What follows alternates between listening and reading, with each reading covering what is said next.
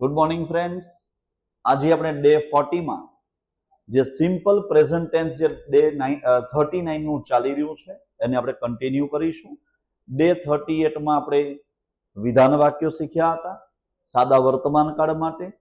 Day 39 ની અંદર નકાર વાક્યો શીખ્યા છીએ, ડોન્ટ અને ડઝન્ટ વાપરીએ છીએ. અને હવે છે ડે 40 જેમાં આપણે ભણવાના છીએ આના પ્રશ્નાર્થ વાક્યો, એટલે કે જે પણ સિમ્પલ પ્રેઝન્ટ ટેન્સ છે, સાદો વર્તમાન કાળ છે જે રોજિંદી ક્રિયા માટે વપરાય છે, પણ એનું પ્રશ્નાર્થ વાક્ય બનાવવાનું હોય તો કેવી રીતે બનાવાય. પ્રશ્નાર્થ વાક્યોમાં ડુ અથવા તો ડઝ જેને વાક્યની શરૂઆતમાં આપણે વાપરીએ છીએ, તો એ રીતની મેથડ આજે આપણે શીખવાના છીએ. પણ સૌથી પહેલા જે દર વખતે 10 નાઉન કાં તો વર્બ જોતા હોઈએ છીએ તો એ આપણા 10 નાઉન્સ આપણે જોઈશું. બોડી પાર્ટ્સ, લેગ એટલે કે પગ, હીલ એટલે એડી, ફૂટ જે પંજો છે પગનો ફૂટ, ની એટલે ઘૂંટણ, ટો ટો એટલે અંગૂઠો પણ પગનો. હાથના અંગૂઠાને શું કહેવાય? થંબ. પગના અંગૂઠાને શું કહેવાશે? ટો. બ્રેઇન મગજ, થ્રોટ એટલે ગળું. ડોકને શું કહેવાય? નેક કહેવાય. અને ગળું છે એને શું કહેવાય છે? થ્રોટ કહેવાશે.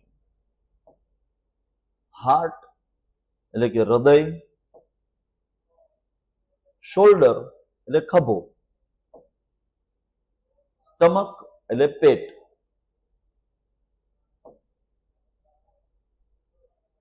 હવે આપણા ડે 39 નું જે હોમવર્ક છે, આગળ જે ડે 39 આપણે જે કમ્પ્લીટ કર્યું હતું ડે 39 એનું હોમવર્ક, તે શાળાએ જતો નથી. તે શાળાએ જતો નથી. He does not go to school. તમે ડઝ નોટ ની જગ્યાએ અહીંયા ડઝન્ટ પણ વાપરી શકો છો. He doesn't go to school એટલે જ કે he does not go to school.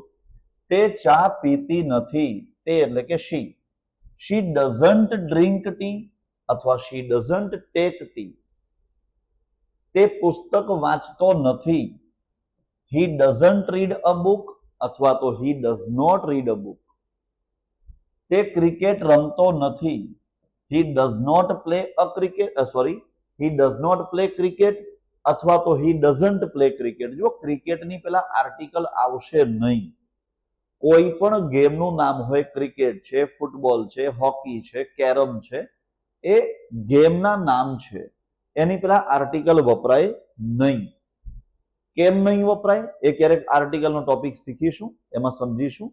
અત્યારે ધ્યાનમાં રાખવાનું, કોઈ પણ રમતનું નામ હોય તો એની પેલા આર્ટિકલ વપરાતો નથી. He does not play cricket અથવા તો હી ડઝન્ટ પ્લે ક્રિકેટ. તે અંગ્રેજી શીખતી નથી. She does not learn English. She does not learn English. અમે બજારમાં જતા નથી. We do not go to the market અથવા તો we don't go to the market. અમે ફૂટબોલ રમતા નથી. We do not play football અથવા તો વી ડોન્ટ પ્લે ફૂટબોલ. અમે ટીવી જોતા નથી. We do not watch TV અથવા તો વી ડોન્ટ વોચ ટીવી. અમે ચા પીતા નથી. We do not drink tea અથવા તો વી ડોન્ટ ડ્રિંક ટી. અહીંયા તમે ડ્રિંકની જગ્યાએ ટેક પણ વાપરી શકો છો. અમે મોડા સૂતા નથી. We do not sleep late અથવા તો વી ડોન્ટ સ્લીપ લેટ. આપણું હોમવર્ક હતું ડે 39 નું. હવે ડે 40 માટે જે આપણા વાક્યો છે, પ્રશ્નાર્થ વાક્યો, એને આપણે સમજીશું. અત્યારે પ્રશ્નાર્થ વાક્ય માટે ધ્યાનમાં રાખવાનું કે જ્યારે પણ આઈ, વી, યુ,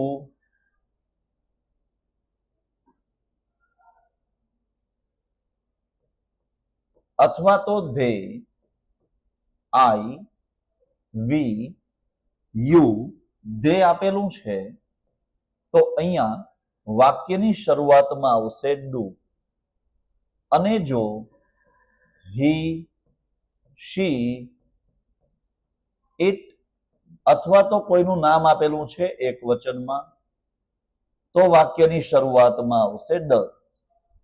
વાક્યની શરૂઆતમાં ડુ કે ડઝ વપરાય છે. શું સૂર્ય પૂર્વમાં ઉગે છે? શું સૂર્ય પૂર્વમાં ઉગે છે? હા અથવા ના, એમાં જવાબ મળી શકે. તો અહીંયા સૂર્ય પૂર્વમાં ઉગે છે. ધ સન, માત્ર વાક્ય એટલું હોય કે સૂર્ય પૂર્વમાં ઉગે છે તો વાક્ય શું આવે? The sun rises in the East. પણ એ પ્રશ્નાર્થ વાક્ય કે સૂર્ય પૂર્વમાં ઉગે છે તો અહીંયા શરૂઆતમાં આવશે ડઝ અને અહીંયા આવશે ક્રિયાપદનું મૂળરૂપ. જે ક્રિયાપદ છે ને રાઇઝ, એનું મૂળરૂપ રાઇઝ જ આવશે, રાઇઝિસ નહીં થાય, કારણ કે આગળ આપણે અહીંયા ડઝ વાપરી લીધું છે, એટલે એસ કે ઈએસ આગળ વાપર્યું છે ડઝ. અહીંયા મૂળ ક્રિયાપદમાં એસ કે ઈએસ લાગશે નહીં. Does the sun rise in the East? Question mark. શું સૂર્ય પૂર્વમાં ઉગે છે? એના પછી એના જેવું જ બીજું એક વાક્ય, શું પક્ષીઓ આકાશમાં ઉડે છે? પક્ષીઓ બહુવચન છે, બહુવચન હોય ને તો ડઝ નહીં આવે, ડુ આવશે. એટલે અહીંયા આવશે do birds fly in the sky અથવા do the birds fly in the sky. શું પક્ષીઓ આકાશમાં ઉડે છે? એના પછીનું, શું બાળકો બગીચામાં રમે છે? બાળકો બહુવચન છે, ચિલ્ડ્રન, એટલે અહીંયા ડઝ નહીં આવે, ડુ આવશે. આ બહુ કામની વસ્તુ છે, યાદ રાખજો. Do children play in the garden? Do અને પ્લે અહીંયા ધ્યાનમાં રાખવાનું કે ડુ અને પ્લે અથવા તો ડઝ અને પ્લે. ડુ અને પ્લે ક્યારે આવશે? જ્યારે વાક્યમાં આઈ, વી, યુ, ધે અથવા બહુવચનમાં નામ હોય તો. અને અહીંયા ડઝ ક્યારે આવશે? હી, શી, ઇટ અથવા તો એક વચનમાં નામ આપેલું હોય તો અહીંયા આવશે ડઝ. અહીંયા બાળકો બહુવચન છે એટલે અહીંયા આવશે ચિલ્ડ્રન, એટલે કે do. Do children play in the garden? શું બાળકો બગીચામાં રમી રહ્યા છે? સોરી, શું બાળકો બગીચામાં રમે છે? દરરોજની ક્રિયા છે. શું શિક્ષક અમને ભણાવે છે? શિક્ષક એટલે કે ટીચર, ધ ટીચર. ભણાવવું એટલે કે ટીચ, અમને એટલે કે અસ. પણ વાક્ય પ્રશ્નાર્થ છે. ડઝ ધ ટીચર ટીચ અસ? શિક્ષક એક વચનમાં શબ્દ છે, એક વચન, એક વચન છે ને અહીંયા, આ એક વચન હોવાથી શરૂઆતમાં આવશે ડઝ અને જે ક્રિયાપદ છે એનું મૂળરૂપ છે ટીચ. ડઝ ધ ટીચર ટીચ અસ? એના પછી શું વરસાદ ચોમાસામાં પડે છે? Does it rain? Does it rain in the monsoon? Monsoon એટલે ચોમાસું, રેઇન એટલે કે વરસાદ પડવો. Does it rain in the monsoon? એક વચન છે એટલા માટે અહીંયા ડઝ વપરાય છે. બહુવચન હોય તો ડુ આવશે. શું તમે સાચું બોલો છો? શું તમે સાચું બોલો છો? તમે એટલે કે you. Do you speak? Do you speak એટલે શું તમે બોલો છો? અને સાચું એટલે કે the truth. Do you speak truth? શું તમે સાચું બોલો છો? વાક્યની અંદર જ્યારે પણ આઈ, વી, યુ, ધે અથવા તો બહુવચનમાં આપેલું હોય તો ત્યારે વાક્યની શરૂઆતમાં શું વપરાશે? ડુ વપરાશે. અને ડઝ ક્યારે આવશે? જ્યારે વાક્યમાં હી, શી, ઇટ અથવા તો કોઈનું નામ આપેલું હોય એક વચનમાં તો ત્યારે આવશે ડઝ. શું તે દરરોજ દોડે છે? તે એટલે કે હી. હી આવી ગયું ને. જ્યારે પણ વાક્યમાં હી, શી, ઇટ અથવા તો કોઈનું નામ આપેલું છે એક વચનમાં તો એમાં આવશે વાક્યની શરૂઆતમાં does. Does he run every day?